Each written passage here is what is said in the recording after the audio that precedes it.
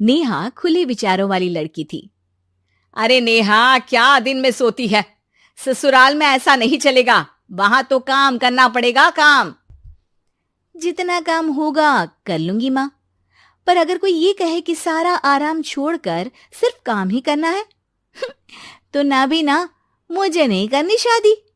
अरे, कैसी बात कर रही हो? अच्छा चलो जाकर नहा लो, मैं नाश्ता लगा देती हूँ। फिर तुम्हें कॉलेज भी तो जाना है। नेहा कॉलेज के लिए निकल जाती है। वो सोचने लगती है कि ससुराल में वो कैसे मैनेज करेगी। क्या हुआ नेहा, परेशान लग रही हो?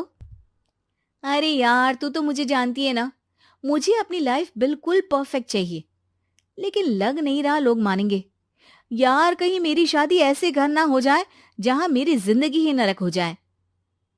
अरे मैंने ना कल एक इंग्लिश फिल्म देखी थी, उसमें भी कुछ ऐसी ही समस्या थी हीरोइन की। अच्छा, तो फिर क्या किया उसने?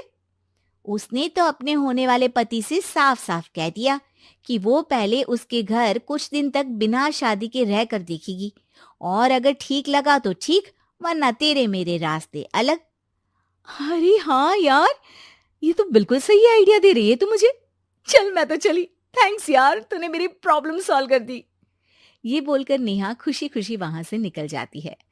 लेकिन पीछे से उसकी सहेली कहती है, अरे नेहा, नहीं नहीं, कुछ नहीं सुनना मुझे। ये बोलकर वो वहां से चली जाती है। हे भगवान, पूरी बात सुने बिना ही चली गई। अरे वो तो विदेशी फिल्म थी, वहां सब चलता है, लेकिन ये तो भारत है, सभ्यता और संस्कारों वाला देश, जहां शादी से पहले लड़की को ससुराल में नहीं रखा जाता। खैर, नेहा मस्त होकर घर आती है। नेहा, कल तुझे लड़के वाले देखने आने वाले हैं, और हाँ, इस बार कोई बहाना नहीं चलेगा।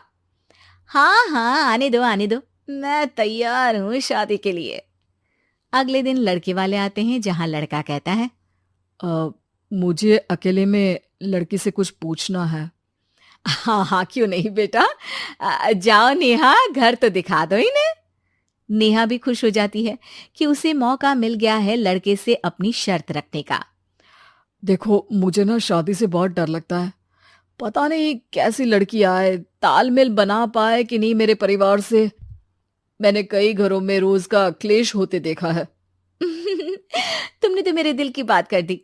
मैं भी यही सोच रही थी कि भाई सास तो अच्छी होनी चाहिए, पति सपोर्ट करे ना करे, रहना तो पूरे दिन सास के साथ है। लेकिन मेरे पास ना इसके लिए एक बहुत अच्छा आइडिया है। अच्छा, कैसा आइडिया? क्यों ना शादी के पहले मैं कुछ दिनों तक तुम्हारे घर आकर रह लूं। तुम लोग मुझे समझ लेना, मैं तुम लोगों को समझ लूंगी। ठीक लगा तो शादी, वरना टाटा बाय बाय। क्यों? लड़के को नेहा की बात में दम लगता है। वो घर के सभी लोगों के सामने नेहा की बात रखता है। अरे पागल हो गई है क्या? ये कैसी शर्त है? अरे शादी से पहले मैं क्यों तुझे किसी और के घर भेजूंगी रहने?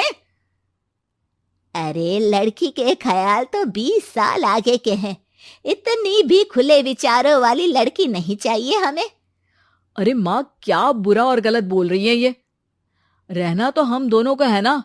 कल को कोई परेशानी आई तो तुम सब तो ये बोलकर निकल जाओगे कि जिंदगी तुम लोगों को ही निभानी है। तुम लोगों को जो करना है करो। तब क्या करूंगा बताओ? सबके समझाने पर वो लोग मान जाते हैं। वाह, मैं 2-3 दिनों में पैकिंग कर लूंगी, तो आकर मुझे ले जाना। और नेहा पहुंच जाती है विशाल के घर। आओ आओ, ये रहा तुम्हारा कमरा। इस घर में तुम एज अ गेस्ट रहो, लेकिन माँ तुम्हें बहू की तरह ही ट्रीट करेंगी, और तुम भी उन्हें सास की तरह ही रखना। बस फिर क्या था, शुरू हो जाता है लिव इन सास बहू का ड्रामा। अरे चाय तो बना दे बहू। जी सासू माँ, अभी लाई। नेहा चाय लेकर आती है कि बस चाय लेकर आई हो, इसके साथ पकोड़े भी ले आती। लेकिन आपने तो बताया ही नहीं कि आपको चाय के साथ पकोड़े भी चाहिए। हाँ हाँ, अब तो पता चल गया ना।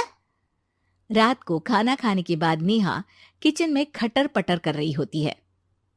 क्या हो रहा है वहां नेहा? माँ जी, मैं ना रात को अदरक वाली चाय पीकर सोती हूँ, ये मेरी आदत है। अच्छा, तो जरा मेरे लिए भी बना देना। दोनों सास बहू रात को चाय पीती हैं। अगले दिन नेहा, मैं मंदिर जा रही हूँ, मेरी साड़ी निकाल कर बेड पर रख दे। नेहा सास के लिए साड़ी निकाल कर रख देती है। वो देखती है कि उसके आने के बाद से सास ने घर का कोई भी काम करना छोड़ दिया है।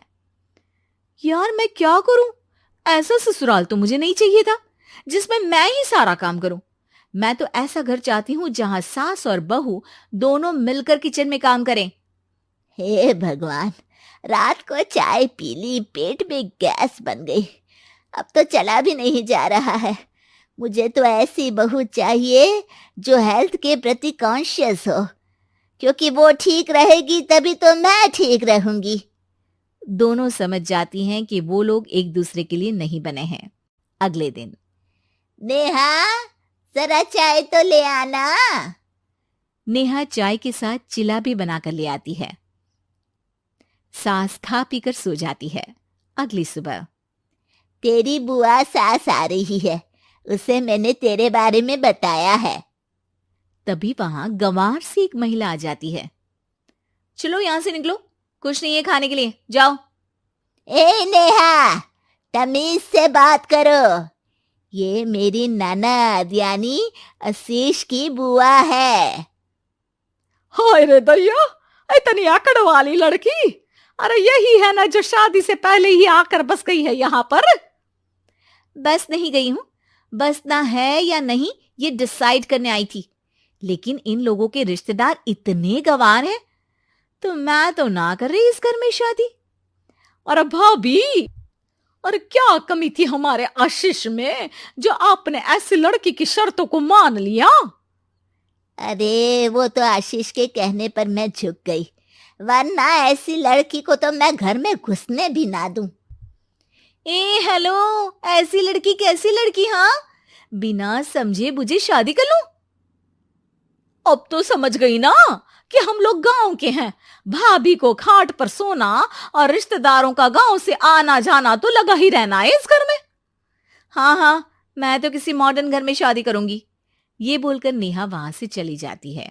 अपने घर में आकर नेहा कहती है, ना मां ना, लिव इन में रहकर देख लिया, ये गांव के लोगों का कोई भरोसा नहीं है। खैर, नेहा की शादी एक मॉडर्न घर में हो जाती है जहां सास कहती हैं, हे नेहा, मैं टेनिस खेलने जा रही हूं, आओ तो जूस बनाकर रखना, और हाँ, वॉलनट्स और ओट्स भी बना लेना। जी माँ। माँ मॉम बोलो डार्लिंग, माँ इज ओल्ड फैशन। बेचारी नेहा सर पर हाथ रख लेती है। हे भगवान, ये सास तो सास ही होती है, गांव की हो या शहर की।